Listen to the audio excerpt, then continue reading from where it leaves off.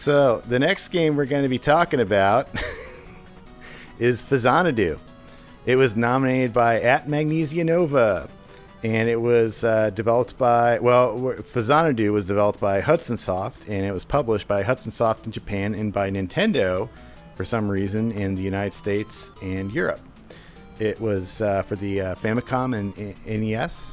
Earliest release date and territory is November 17th, 1987 in Japan. So this is another Falcom game, kind of, but not really. It's a kind of NES remake of Xanadu, which is... Yeah, okay.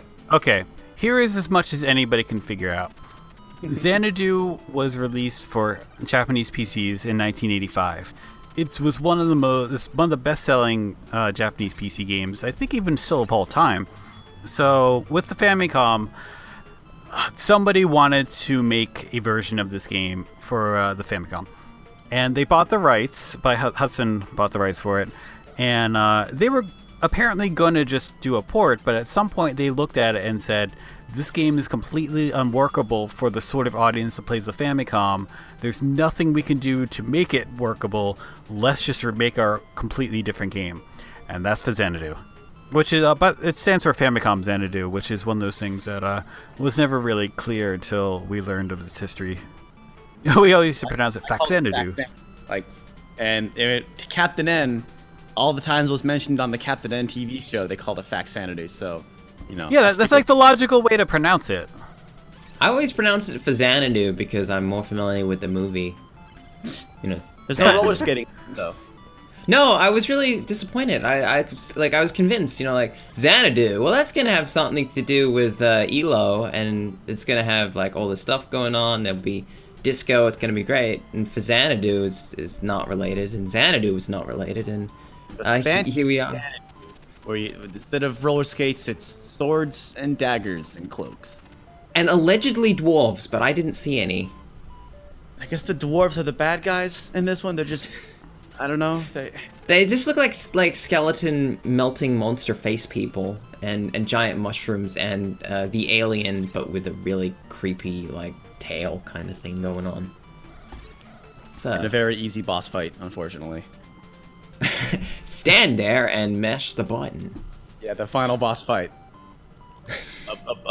Pretty underwhelming. Yeah, so we're getting ahead of ourselves. We almost never talk about the final boss fights, just because we don't always get to them. But in this instance, it's this game basically reminds me a lot of Wonder Boy in Monsterland and that sort of thing. It's that you side scroll around, you hit things with swords and magic, and you grind for money in order to buy things so that you don't get your ass immediately beat in the somewhat large dungeons that you get stuck in. They're pretty big, I think, some of the areas that this game wants you to traverse through. I think the reason that Nintendo had published this game was because it was sort of marketed as a follow-up to Zelda 2 without actually being a Zelda game. Because if you look at the cover, it has that same shield aesthetic that the other Zelda games had used, or specifically the first one. Now, how ham-fisted is the translation on this one? Because I feel like they must have really worked what they had to try and make it into a coherent game to Westerners, because it seems like the plot might be completely different in the... I don't think they really changed much, but I'm not super familiar with the Japanese version either.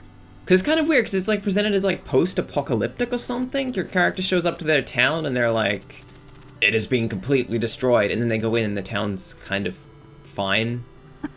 Well, it's sort of the same way that Double Dragon is in a post-apocalyptic world. It's like they created the game, then they wrote the story later. If it didn't match up, who cared? It's just the instruction manual. It wasn't the whole world. I think it was just your hometown was in shambles, and you're just your adventure starts. You're described as an adventurer, just came back from an adventure, and then when you're done with this game, you're like, oh, I'm gonna go off to more adventures. And I think that was their way of saying oh yeah, this is part of the Dragon Slayer and Xanadu universe, so canonically your character has been through many journeys. So it's just, I don't think it was the whole world was post-apocalyptic. It was just your little country had doing bad stuff right now, not having good times.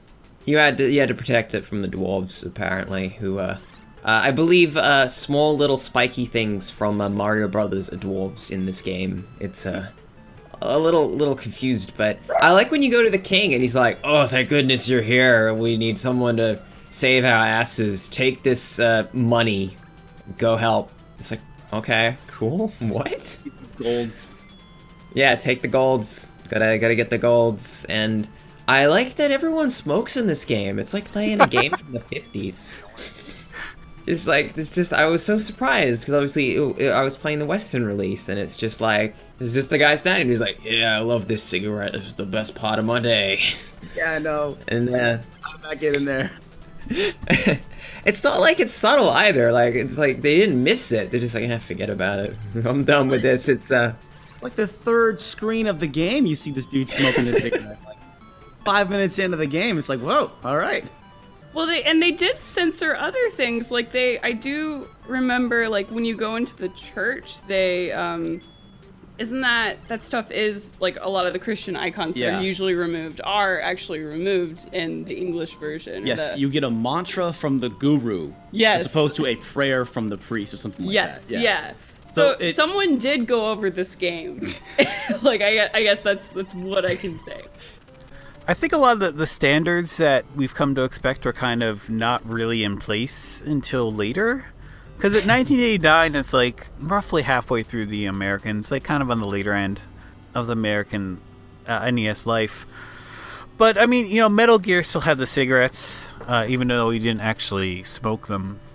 A lot of stuff was never really public, so they don't know when it happened. So you have those odd things where like Duke Togo could smoke, or Hitler's head exploded, and things like that.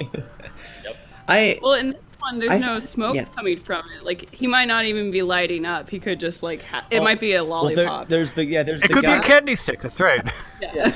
Well, no. There's the guy in the key shop who has maybe a toothpick. We don't know. But no, there's a guy in the first town who's like sitting on a bridge, and he has like an extra pixel.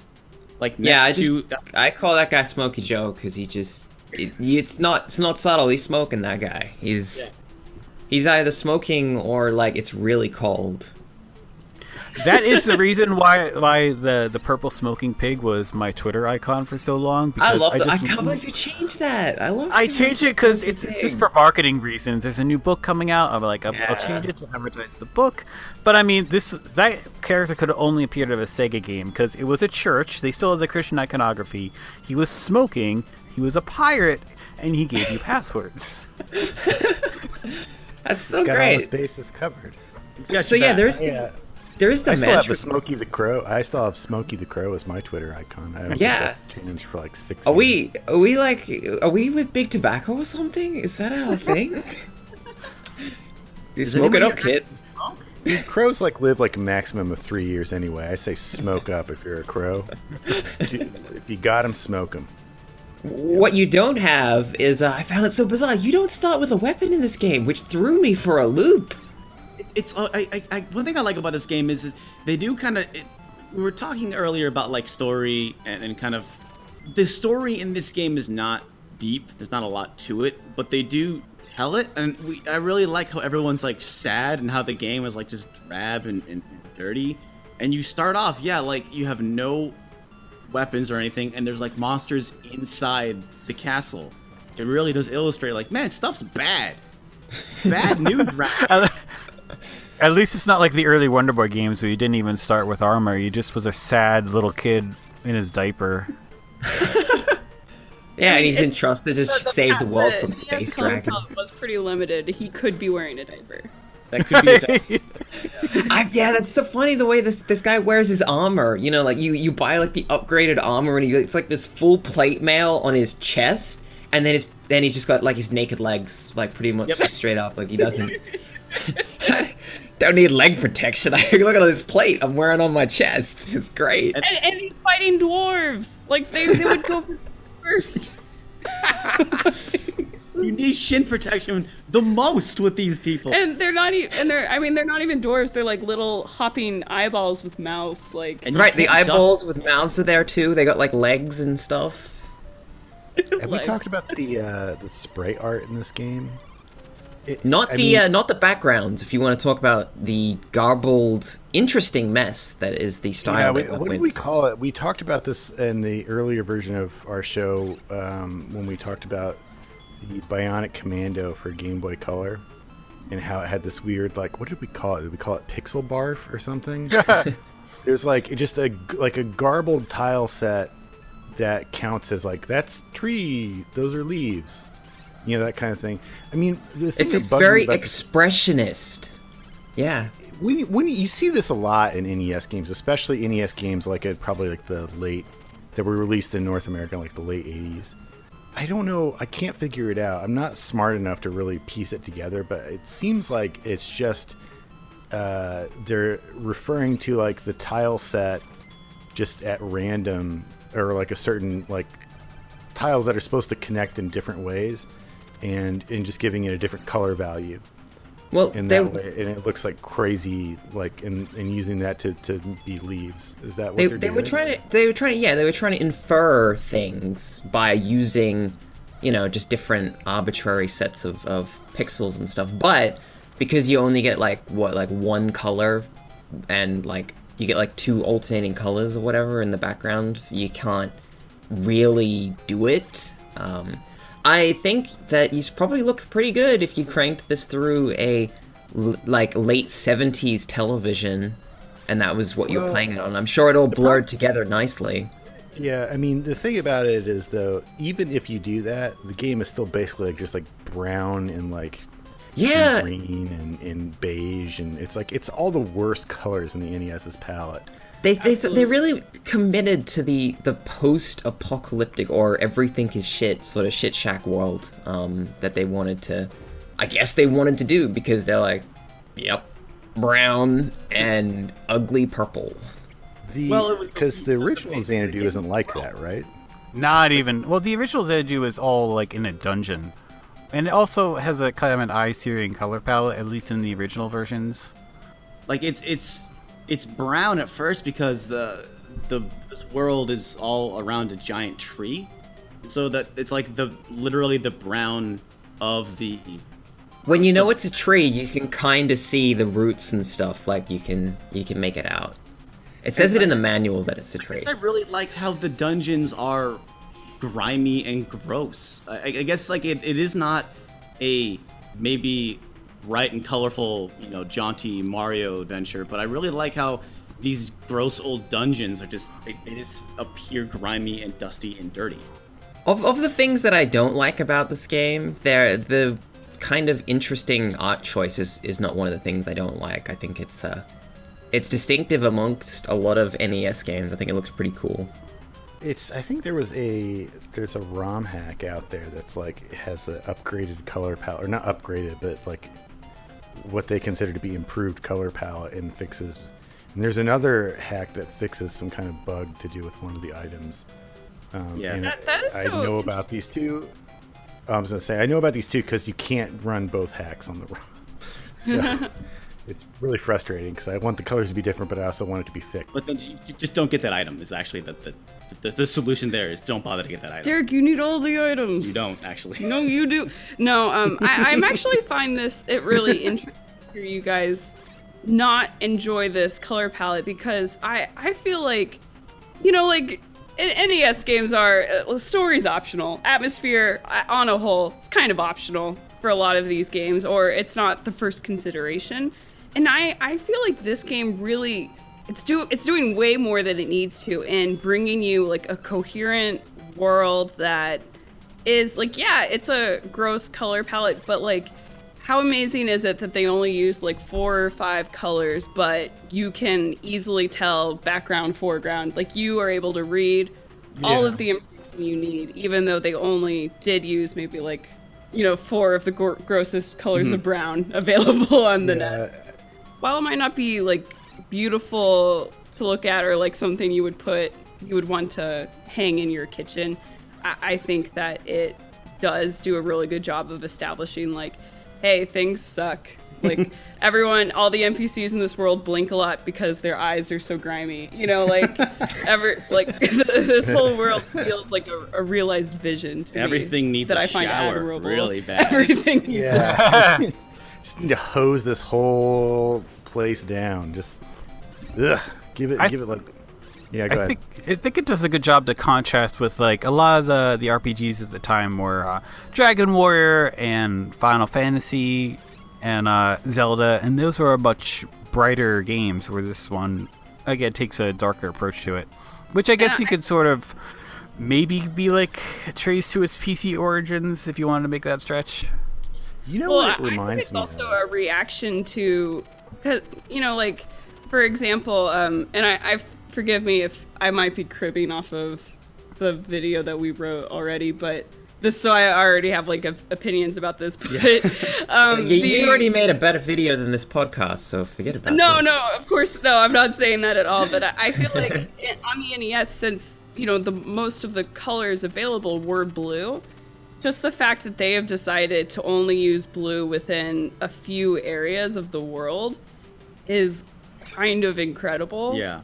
Just because, like, and I think maybe visually someone would look at this game, like, back in the day and be like, wow, this is completely different than I would have expected on the NES. What's interesting to me is because this is essentially the same argument I made in extolling the virtues of the original Metroid.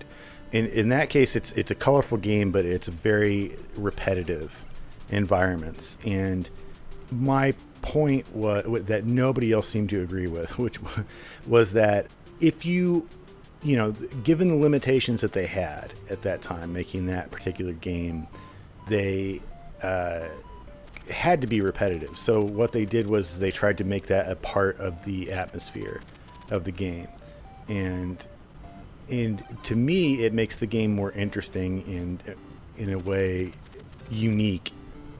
Because it realizes that the level, that each room looks pretty much the same as the room before it, but with some slight changes, and it kind of, as you play the game, trains you to see the differences. I feel like maybe it's a similar thing with Faxanadu. It's like the colors are trying to give you a feeling for that particular place. Well, the colors and the garbled mess of the backgrounds, which is every background, I think, has a different shape of garbled mess. So that I think is a little less forgivable. But yeah, I mean that's true. It was an intentional choice, which I think is more interesting than just filling the background with a couple of pixels. I mean, like, it's the background, whatever. Forget about it. The right way to do that is like the Super Mario Brothers way, which is like just make the clouds and the bushes so the bushes kind of look like clouds and the clouds kind of look like bushes. Yeah, but I think they wanted to go for like a painting kind of look, not like a cartoon. They really wanted to have some sort of never looks grand good. fantasy. It never looks good. It's not gonna look good. It's on the NES. But I think there's plenty of NES games there. Let Derek talk. No, it's like this is alright.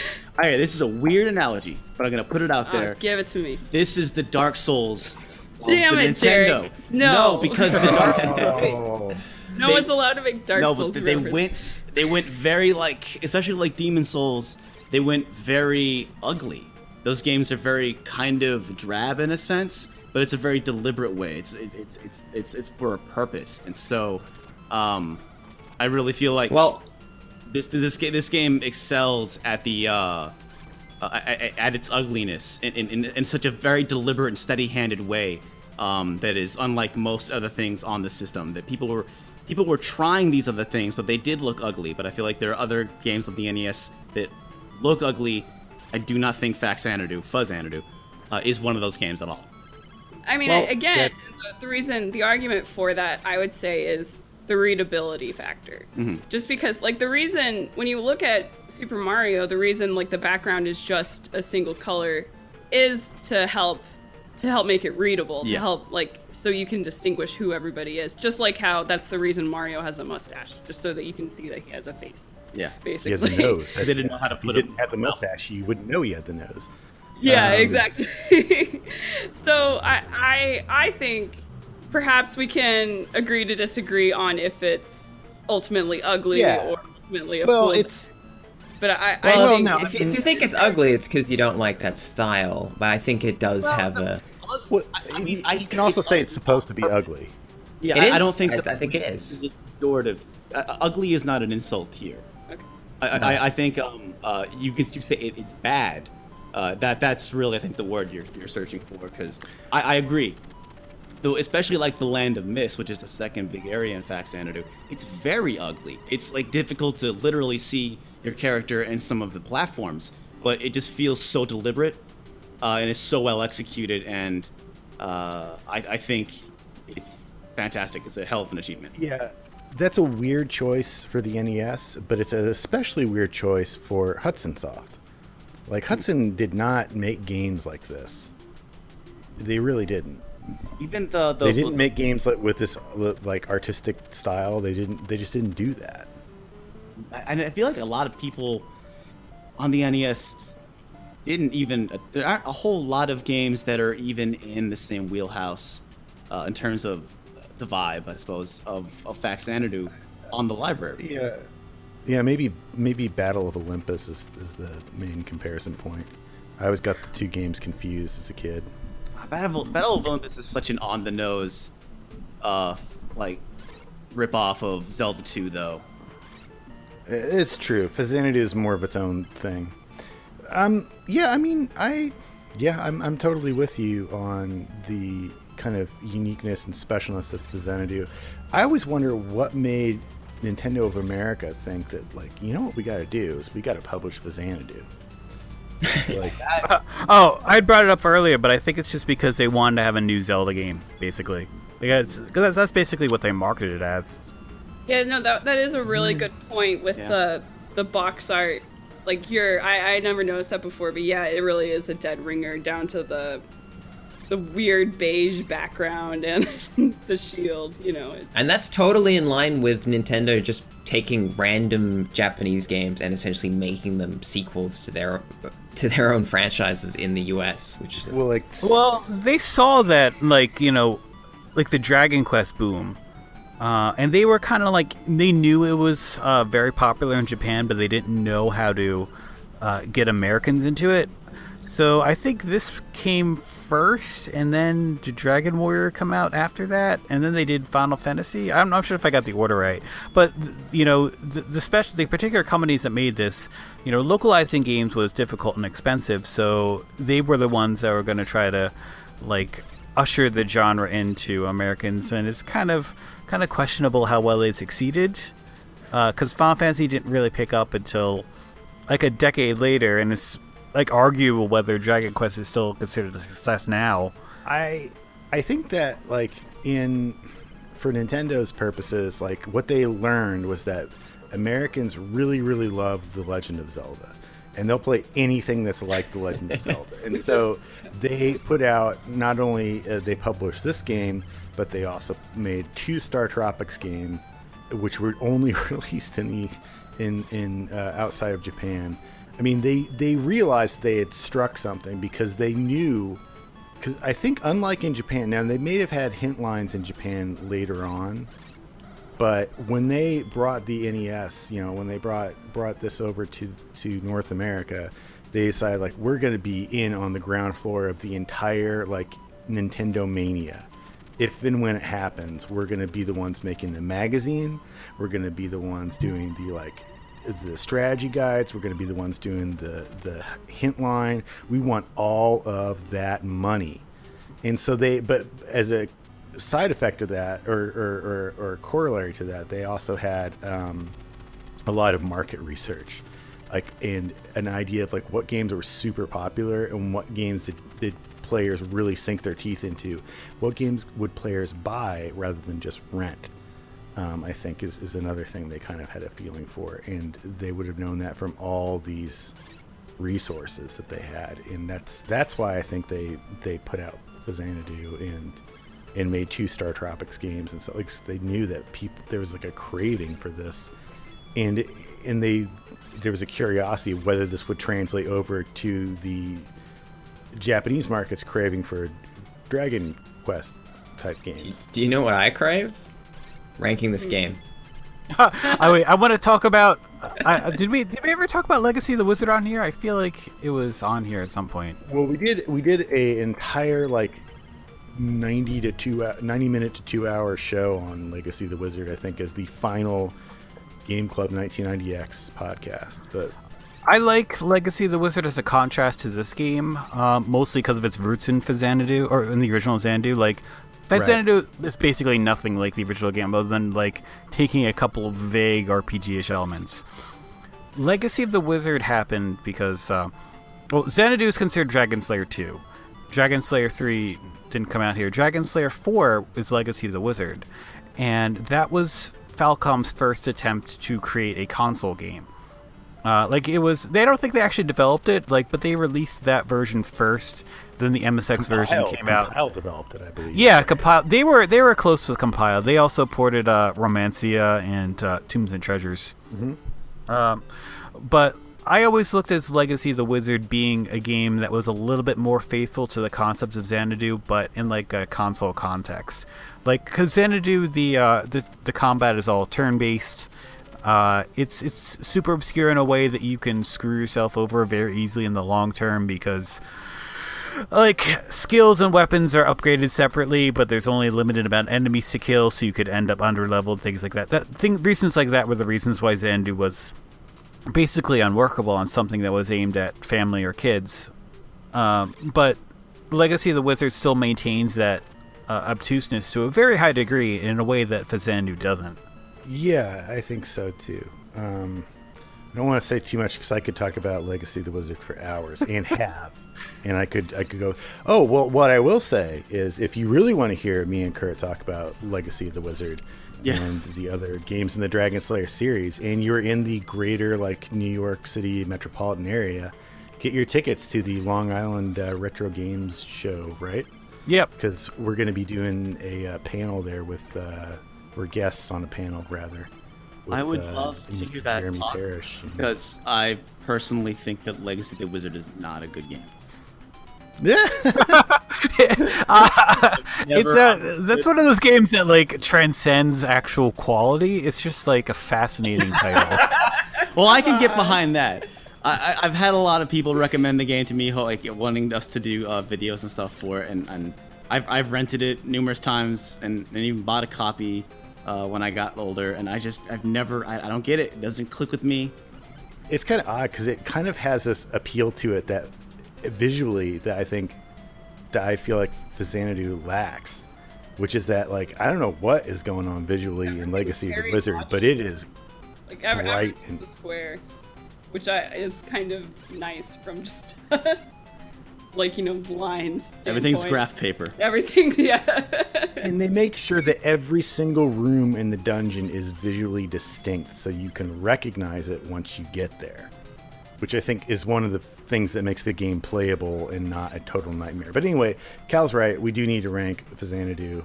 I propose right underneath UN Squadron. Please disagree. Literally, my only opinion was not above Wonder Boy Monsterland. That was basically all I was gonna push for on this one. So I don't think they should be higher than both those games. I think because the thing is, Xanadu's I think it's really cool, and I think it's neat. I really like its atmosphere. The music was okay. It started to grate on me when I was grinding in the game, and it kept playing the same 6 notes, and I just kept repeating them. I really feel this music in my soul now, and it's just burned in there. But Derek, it's chaos in here now. Oh, sorry, Derek. I don't know who that. So yeah. That was, but I found it a little, I guess a little old in the sense that it gets quite difficult, and it's not all that fun when it gets difficult, because it's just kind of, it's slow and paced. So yeah, not as frustrating as Battle of Olympus, I will say that. I wouldn't probably like that one either, which is it is horrible in terms of difficulty. I mean, okay, so we got UN Squadron, which is where you threw it out, but I will scroll down a little bit and say I don't really think that I would put this one above Devil's Crush or Tempest 2000 to me. Well, I mean, Tempest 2000 is a phenomenal, like, punchy arcade little experience. And you put it above Bang Io and Golden Axe? I don't know. I mean, is it... Yeah, I would put there? this pretty... I mean, as far as RPGs, even in the NES goes, it's kind of like middle of the line. And a lot of the reason I say that is for the reason that I love E so much, is that the combat just isn't satisfying. Like Zelda 2, one of the reasons I love that game is because just the rhythm of the action is really fun once you understand the game's rules and how it works. But I never felt that way of Faxanadu. It was just like kind of clumsy. Like, it's not unworkable, but it's not fun. Well, okay, so for instance, there's an enemy that shoots the monk-looking guy that shoots fireballs. Can you do anything except jump over those fireballs? Because it seems like you just kind of get hit by them a lot. When they toss boulders from the ground. You can get hit by them. No, just the basic the monk looking coat guy that just shoots fireballs directly at you. But if you don't swing your sword, then you have your shield up and you take way less damage. If you take less damage, but you still take damage, and it's that sort of thing that it's like, oh cool, I took less damage, but I still took damage, so now I gotta go get some potions so that I can heal up so I don't get my ass beat. Kinda. Well, a lot of I believe that if that might be one of the creatures that drops bread. Like there's the little crawly spiky dudes that you have to use magic to hit. Yeah, crawly spiky dudes and the bats or whatever they are. I don't know if they're bats, but yeah, those guys drop bread. And you get magic, which I guess they didn't really mention, that you actually get to shoot fireballs and stuff, which is pretty neat in this game. Yeah, I like that. I thought I think the sound effect for when you hit an enemy with your sword has a nice, good, punchy kind of ting to it. It does. And then they pop and flash and poof away, and then bouncing coins take their place.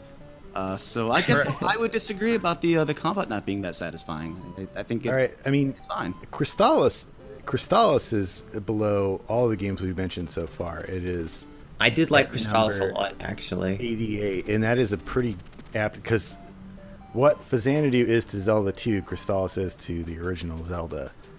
But the thing is Crystallis is a smoother play experience, perhaps, and a much nicer looking game, but it's also a game where literally everything poisons you. Everything.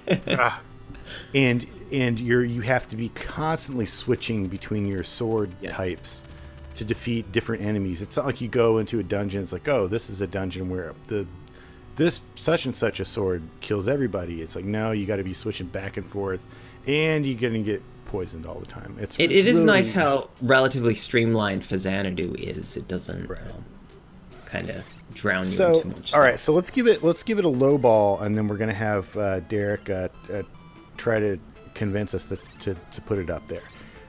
I'm going to say, let's just say right below Tempest 2000, right above Outrun 2006. So, Derek, why do we put it higher? Let me ask a quick: is Simon's Quest anywhere on this list yet? It has not been nominated, believe it or not. So we haven't had the opportunity. Let me propose to you an idea. Faxanadu is a way better Simon's Quest. Hard disagree. Oh, shots fired! Let's gonna kick up a chair and sit down. Now, do you have to kneel at a wall to go to the next area? Yeah, does Faxanadu ever outright lie to the player? How about that? How many flame whips do you have in Faxanadu? You got the you got the Dragon Slayer. You don't even need a shield anymore when you get the Dragon Slayer. It's like, okay, I just need this sword. I have a helmet now. I'm so badass. I got this awesome sword. Okay. And you can shoot fireballs and have a sword. So it's like, if you just think about it, all your weapons are fire weapons. You just gotta believe. Double fisted. Yeah, but Castlevania 2 has like some of the best music on the NES. Yeah, that's what really keeps the world design together. Is because Castlevania 2 is a mess of a game, but it's a mess I enjoy. Whereas Faxanadu is just like Did you play Faxanadu as a young kid? I did not. I did actually think like Faxanadu, yeah. For you It, coming in, creeping in. If you did play Simon's Quest as a kid versus as, just kind of blind. I feel like playing. Well, like Simon's Quest, you could get around its eccentricities if you have a guide, and even back in the day, like you could like flip through books at the bookstore to figure out what the hell you're supposed to do, and that alleviates most of the problems with the game. I feel you don't need to do any of that in Faxanadu. Like people tell you where to go. Finding the Joker key is maybe a bit of a struggle. There's some backtracking when you get to the World Tree, if I remember. That's kind of a bummer, but that game is pretty straightforward. And why are we gotta rank this game, and Castlevania 2 is nowhere on this list. We can't do this like this. I'd probably put Castlevania 2 pretty low, just if you want to know where I would probably put it. I wouldn't put it high. I was like, under no circumstances would I allow Faxanadu to be below Simon's Quest, but let's see. Let me take a gander. So I know I'm alone in this. Great here. Is that where we are? It's fine. I'm usually in that position, but just like you don't even have to find a specific placement for it. Just give us a reason to rank it higher than what I just said. To me, this game just feels fully realized. There's a cohesion behind it. We talked a lot about like the visual style of it. That the game is frankly very ugly, but it is informing the story and the style of it. There's still a readability with its ugliness, and I think some of the monster design is really crazy. I think that like Simon's Quest, it is sort of an open world game, but it doesn't allow itself to get too crazy. It's nice and kind of it's still a very linear approach, and I like the music, but I guess that's really subjective. And let's see, what was another point that somebody had made, and I'm blanking on at the moment. Well, I like the music. I just don't, for 2 hours long, like the same track music. It gets pretty old, pretty bad. I feel like you can't level that essentially to just Faxanadu, because most no, definitely not. That's a big Crystallis has you grinding for hours, and you got to listen to the same song, even though that soundtrack did have a really cool like bass kick to it. But but the cave music was really monotonous though, and there was a lot of caves. I mean, I guess I'll say like about.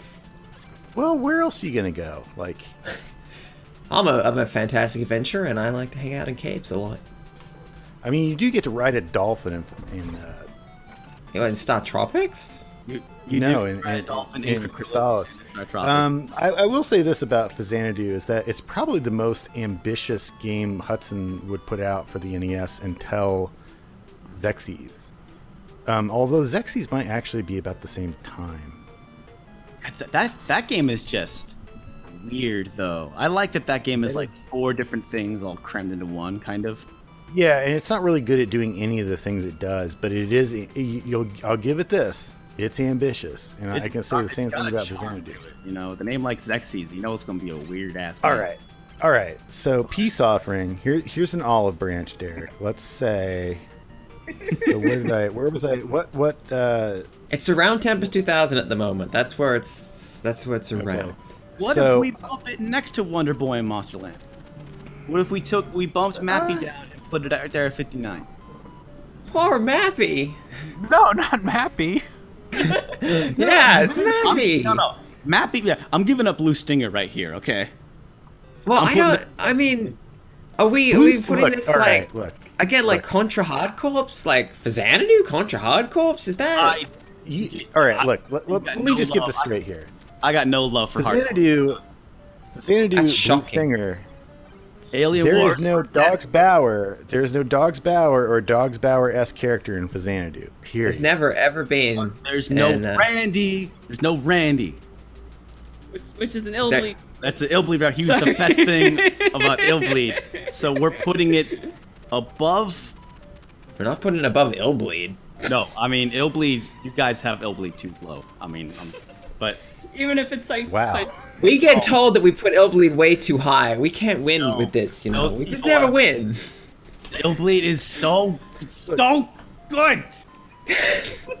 Why do we know that? I'm gonna helicopter out of this hotel. Okay, yeah. We need to wrap this up. Wait, I didn't see us putting Faxanadu above ease. That surprised me. Okay. If we want to do that. Final. Okay, right. Oh, we did put that. Where do we put Ease again? Right. Right under. Ease is at 65. Right under Blue Stinger. That's my final offer. We gotta stop. Right above Blue Stinger. Right No, under Blue. No, never above Blue Stinger. Jeez. no games are above Blue Stinger. The list is just that's not right. All right. The meteorite is meditated on at the Tower of Suffer. Is that not the greatest sentence that's ever been written? Dog's Power is gonna take a bath. Taking a bath in the middle of a battlefield? How macho is that? All right. I think I can't cop that. Okay, cut the recording. We're done. It's going wherever it was going.